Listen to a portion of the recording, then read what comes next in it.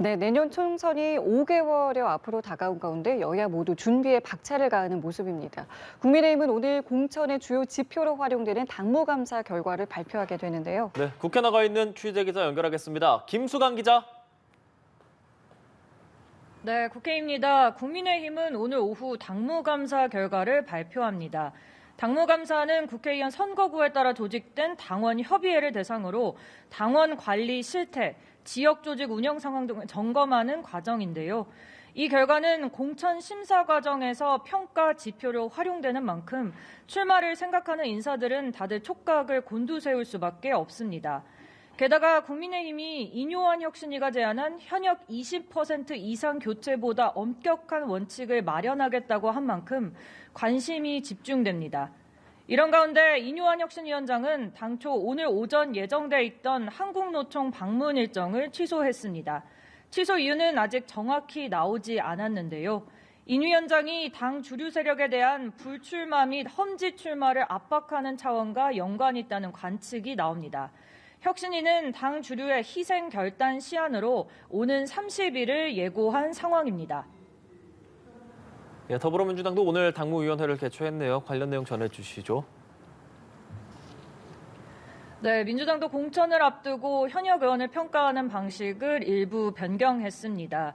현역 의원 평가에서 낮은 점수를 받은 하위 10% 의원들의 페널티를 강화하겠다는 건데요.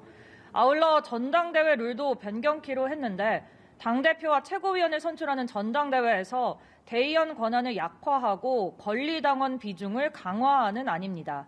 현재 민주당 전당대회에서 대의원 한 표의 가치가 권리당원 60명 정도의 표에 달하는데 이를 20표로 낮추겠다는 겁니다.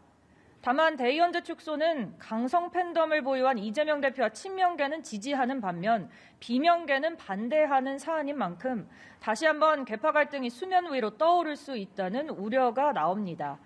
대의원 권리당원 표비중 문제는 당규 개정 사안이어서 다음 달 7일 예정된 중앙위원회 의결을 거쳐야 확정됩니다. 네, 예산안 상황도 짚어보겠습니다. 법정 처리 기한이 일주일도 채 남지 않았는데요. 여야 상황 좀 어떻습니까? 네, 국민의힘은 민주당이 정부의 예산안을 무리하게 수정하고 있다고 주장하고 있습니다. 국민의힘 윤재욱 원내대표는 민주당이 윤석열 사업엔 묻지마 삭감을 하고 이재명 사업엔 단독 처리까지 불사하며 독단적 예산 심사를 벌이고 있다고 꼬집었는데요. 이와 함께 민주당이 이동관 방통위원장 탄핵안과 쌍특검법을 본회의에 올리려는 시도를 멈춰야 한다며 오는 30일 본회의는 예산안과 연계돼 있다는 입장을 고수했습니다.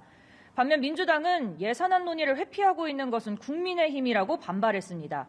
홍익표 원내대표는 오는 30일 본회의를 열어 탄핵안은 물론 민생 법안이 처리돼야 한다며 노란봉투법과 방송3법도 즉각 공포돼야 한다고 강조했습니다.